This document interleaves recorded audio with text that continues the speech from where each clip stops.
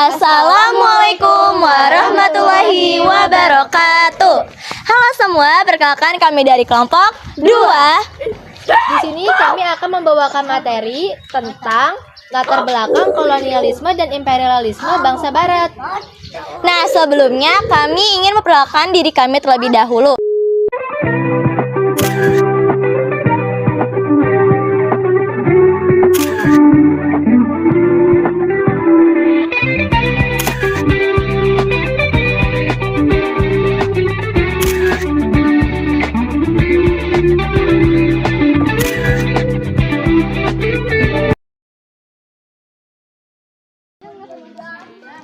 Tasya, kan kita dapat tugas nih ya, tugas sejarah. Nah, tugas sejarahnya itu tuh tentang kolonialisme dan imperialisme bangsa Barat. Kira-kira kamu tahu nggak sih pengertian dari kolonialisme itu sendiri?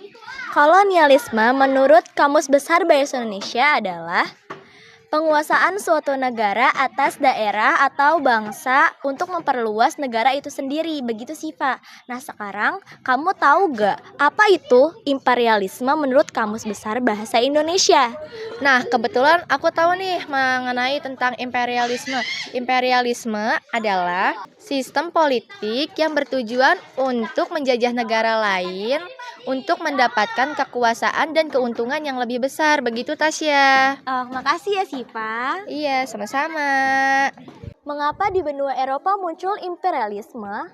Karena adanya motivasi penjelajahan samudra untuk bertahan, memenuhi kepuasan, dan kejayaan. Motivasi tersebut yaitu jatuhnya Konstantinopel pada tahun 1453, penurunan perekonomian dan perdagangan. Jatuhnya Konstantinopel pada tahun 1453 ke kekuasaan Turki Utsmani menyebabkan akses benua Eropa untuk mendapatkan harga rempah-rempah yang lebih murah ke Laut Tengah menjadi tertutup. Akibatnya, harga rempah-rempah di benua Eropa melambung tinggi. Akhirnya, bangsa Eropa melakukan penjelajahan samudra untuk menemukan wilayah kekuasaan di benua Asia dan sekitarnya. Kemudian, motivasi berubah menjadi nafsu untuk menguasai wilayah kekuasaan agar bangsa Eropa memperoleh keuntungan perekonomian dan kejayaan politik. Daerah penghasil rempah-rempah seperti cengkeh, lada, dan pala sangat digemari oleh bangsa Eropa karena sangat laris di pasaran benua Eropa. Daerah penghasil rempah-rempah seperti Kepulauan Nusantara. Kepulauan Nusantara, bangsa Eropa menyebutnya sebagai Hindia. Berikut ini adalah faktor-faktor pendukung tentang imperialisme dan kolonialisme bangsa Barat. Yang pertama, adanya penemuan baru dalam berbagai bidang, termasuk dalam bidang teknologi maritim. Yang kedua, jatuhnya Konstantinopel yang menginspirasi pada abad penemuan yang membuat orang-orang Eropa berpikir untuk menemukan jalur dan pusat perdagangan rempah-rempah yang baru. Yang ketiga, penemuan Galileo Galilei bahwa bumi itu bulat. Yang keempat, Portugis dan Spanyol menjadi tempat pengungsian pengusaha dan pekerja terampil asal kota Konstantinopel pada saat kota ini dikuasai oleh Kesultanan Ottoman pada tahun 1453. 2. Meningkatnya ilmu teknologi dan pengetahuan.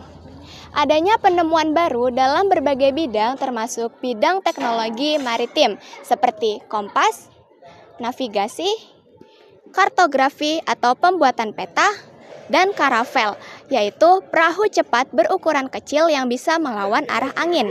Dengan kata lain, ketika penjelajah samudra dimulai, bangsa Eropa merasakan yang namanya abad penemuan, yaitu sekitar pada abad ke-15 sampai dengan abad ke-17.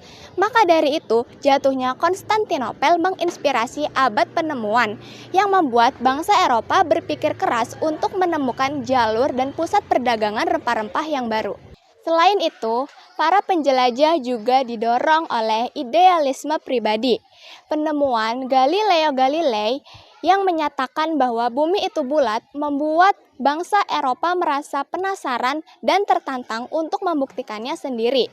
Rasa penasaran dan idealisme pribadi itu diperkuat oleh kisah perjalanan Marco Polo antara tahun 1271 sampai 1292 yang kemudian disatukan dalam bentuk buku yang berjudul The Travels of Marco Polo.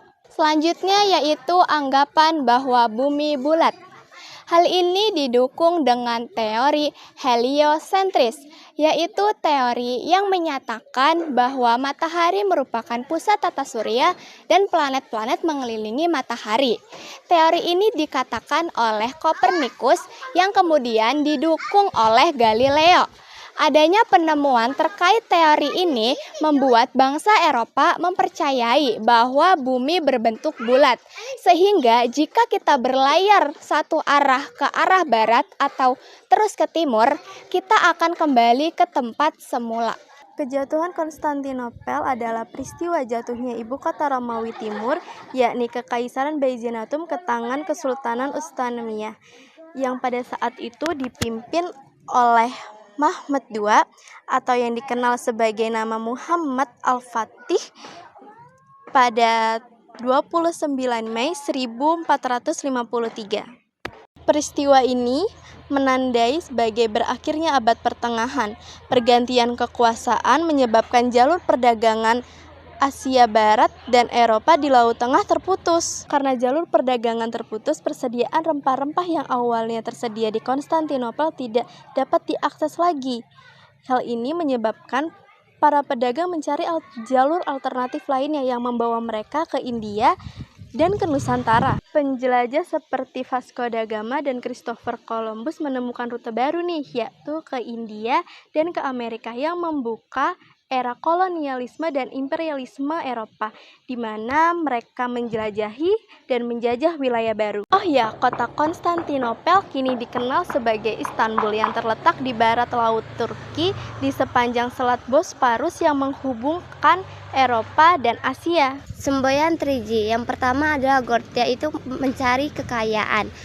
Motivasi ekonomi untuk mencari kekayaan adalah berdagang di jalur dunia timur yang terbentuk menjadi dua bagian, yaitu bagian pertama adalah faktor Konstantinopel, yaitu kota pusat perdagangan barang-barang berharga dari timur seperti emas, perak, rempah-rempah, dan sutra.